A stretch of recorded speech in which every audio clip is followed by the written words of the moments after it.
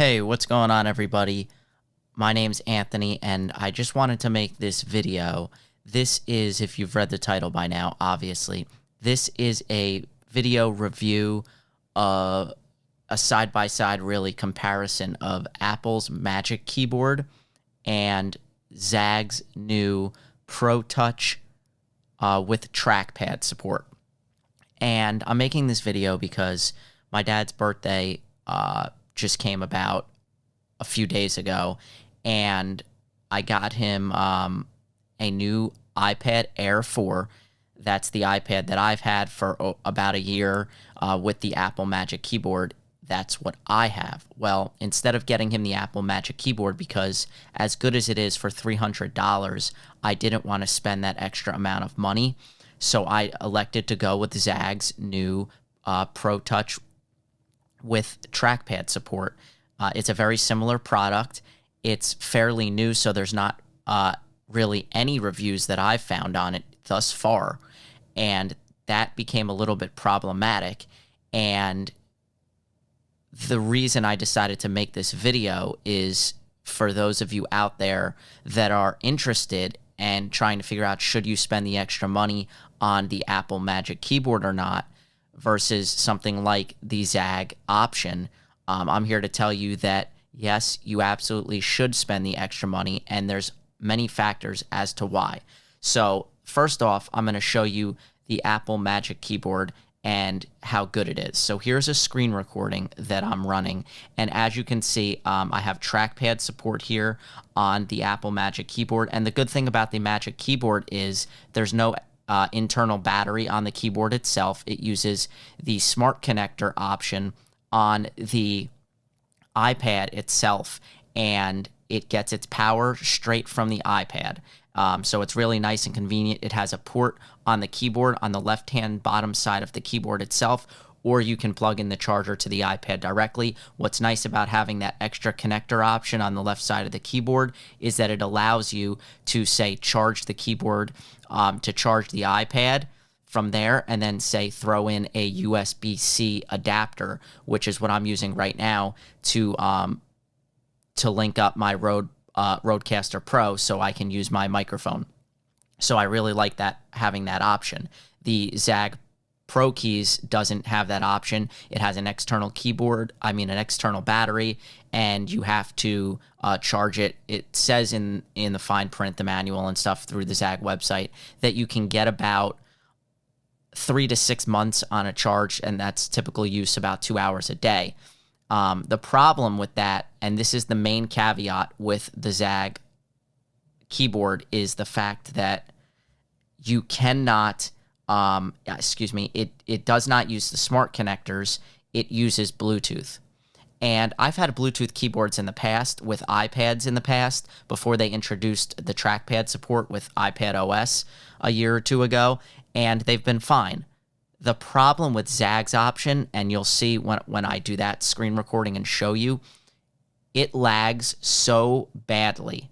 And it's to the point that it's unusable. And once you use the Apple Magic keyboard here, you'll notice the difference. It's undeniable, and you'll never go back. So here's just a screen recording. As you can see, I'm over here on my top stories, my little widget over here. And if I scroll it with 2 fingers with the keyboard, because it has some gestures, almost like a MacBook touchpad, where you can do different gestures with fingers and whatnot. So I'm scrolling through there. If I swipe with 2 fingers over, it'll go to my next page, and then, if I swipe back, it'll go there. If I open Safari, it opens nice and smooth. Everything moves smoothly. This is in real time. It's really smooth. And say I type something in up here, like ESPN.com, you could see there's no buffer, there's no lag. And you don't so much get the lag with the keyboard when you type with Zag's option. The problem becomes the cursor. And for someone like my dad, who is, in his mid to late 60s, there's too many moving parts with Zag's option. So that's something to factor in. The fact that you have to turn the keyboard on and off every time. It has function keys. And the one thing that I couldn't stomach on it, so right now, to get out of this, I can go down here and it's probably hard to see in the screen recording, but the trackpad, if you haven't used something like this with an iPad, with iPad OS, when you go to move their cursor towards things, it like locks in. So it locked in on that bottom bar. I could click that and close out. Now, if I go back, see if you could see the cursor here, but then the second I go over something, it like locks onto it. So I go back in to get out of something, and it goes for any app. With the Magic Keyboard trackpad, you just swipe up with 3 fingers and get out of it. And then you can swipe up and hold with 3 fingers to pull open, the app drawer and everything. So it's really nice. It's really smooth, and I really enjoy it. And you could see the typing is nice. It doesn't have function keys. That is the one thing that is, I would say, desirable.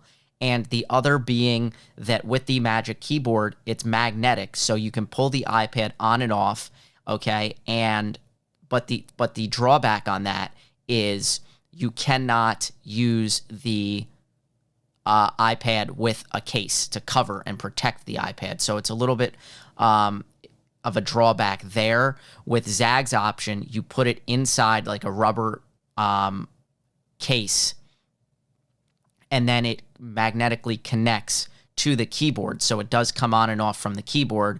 And then as far as standing it up, it uses this weird setup, and then it locks into different places so you can extend it to different viewing angles, which is interesting. It's not very lappable.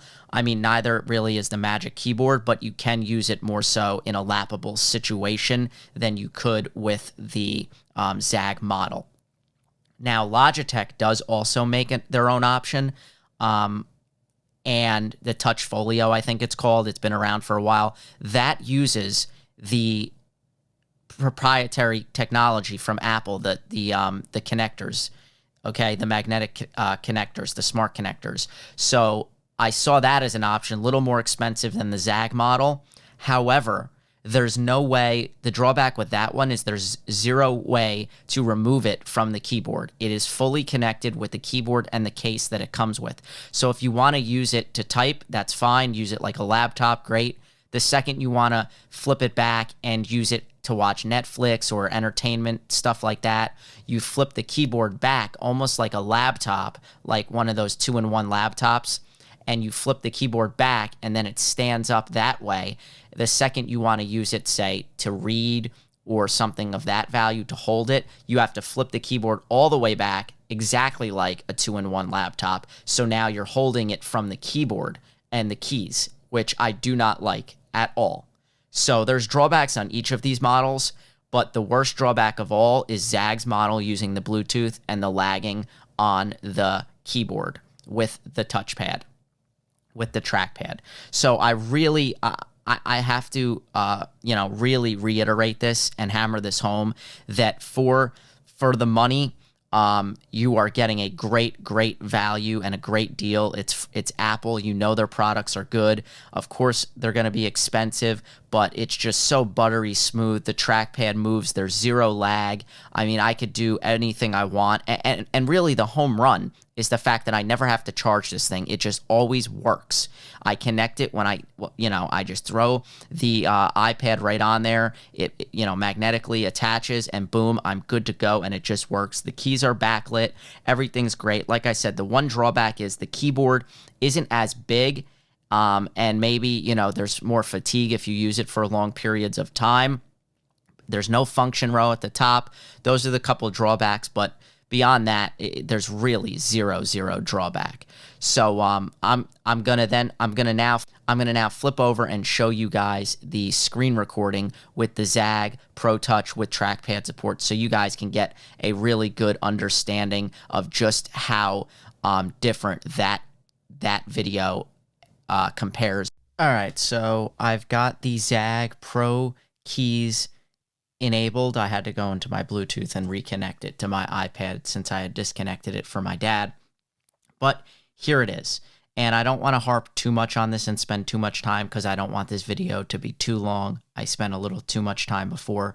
But here is the trackpad. Now, as you can see, It's going much slower, and I'm moving this thing around the trackpad. I'm really moving it, and you'll really get to notice the difference. I'm going to go into settings here. The clicking versus the Magic Keyboard, actually, you have to press a little bit harder. Here's some settings I didn't go over with the Magic Keyboard, and this goes with all the trackpads and mice that you connect. You can go into here under Settings, General, and Trackpad and Mouse. You can change the trackpad speed, so if I increase it, then it moves a little bit faster, but this just mimics, it makes it seem like it's working better, but you guys can see it's super laggy and jumpy. You could turn natural scrolling on. I've never liked natural scrolling. When I scroll down with 2 fingers, I want it to go down, not up, and vice versa. Look at what I mean, how jumpy and laggy this is. I'm scrolling down, and it's just jumping. Like, I'm barely going, and then you see that? How, like, you go to the bottom, and it, like, goes past the bottom. The Magic Keyboard doesn't do that. So it's very tough. Now, if I click in here and I do like try to search something, like say I search, I don't know, let's say keyboard. Oops, keyboard. You can see that the keys are not, like, they don't lag at all. And then to swipe out, you can't really see that, but it worked, but it was delayed. So if I, again, go back into Safari and I open a new page and I search, let's go back to the same ESPN.com, you can see the keyboard does work pretty good. There is the function keys at the top, which I'll link a picture to. I'll throw a picture up on the screen right about now. You can hit the function button that takes you home. You can lock it. You can pull up the app drawer there. You have a keyboard shortcut to pull up the on-screen keyboard. You have rewind, play, pause, fast forward, and then you have your volume adjust knobs at the top, and then you have a power button. Overall, the keyboard itself, it feels nice when you click on it. The keys are nice. It gives you more real estate in terms of the Magic Keyboard. But I mean, again, if I try to just swipe over, you guys can see, like, it's not natural at all. And going back, let's go back into Safari, and we'll just scroll through ESPN a little bit. And I'm trying to scroll, and you could see it's just jumping all over the place. It's not good. Look at that. I'm barely trying to go, and it's just it just lags. So overall, it's really not a good fit in terms of what you get comparatively speaking with the Apple Magic Keyboard. I love the Apple Magic Keyboard, and this thing is an absolute disappointment. Look at that. I'm trying to scroll to one thing, and it just went through, like, look at that. You can't even get to, like, the next one. It's just lagging and sticking. And through no fault of their own, I don't believe this to be a Zag issue. I believe this to be a Bluetooth issue. The Bluetooth connectivity with trackpad and iPad OS support is not there quite yet. So I don't know if that's something they can fix with Bluetooth, if there's a reason why they didn't use the magnetic connectors, because Logitech uses that. And I read some stuff on Reddit, maybe royalty stuff because they have to pay Apple to use that. Well, it's definitely worth it. So if somebody can make something where you can use those magnetic connectors and you can also protect the device, because the next iteration of the Magic Keyboard should have a way that when you take it off the keyboard, it's protected, if you will, like it has a cover on it. Because I do have another separate case I had to buy, so when I'm not using it in the keyboard mode, laptop mode, I have to put it in another case. So for example, I coach softball and I do all the stats for the team on this app here, Game Changer, right here down at the bottom, and I put it in a hard shell case that covers the screen and everything, because, you know, when I'm on at the field, the dirt and dust blows all over the iPad. So luckily I have total protection over the screen. That was like a $30 case I purchased on Amazon. So when you're not using the keyboard, it's kind of imperative, because of how thin and slippery the iPads are, that you have a case for it. So that's really my only gripe. But anybody that's considering this Zag product, Pro Keys with trackpad support, I would urge you and advise you not to get it. I'm actually returning this.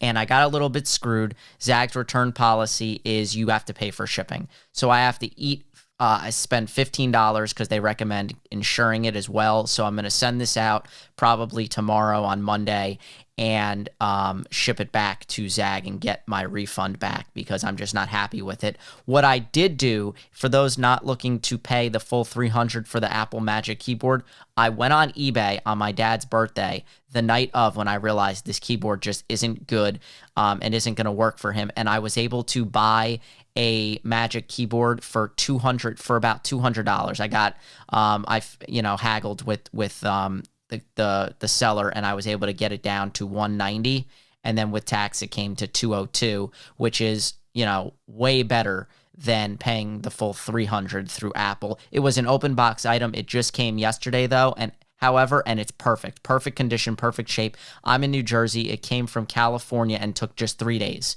I thought it was going to get here Monday or Tuesday, and it got here yesterday on Saturday, June 12th. So very happy. My dad loves it. He used it this morning. He reads his newspapers and everything digitally now on his iPad, and he's loving the new keyboard because he knows he doesn't have to do anything in terms of turning it on. It just connects. It just works. It's a little notebook. It folds. It's much lighter than Zag's version 2, mind you. So he's happy.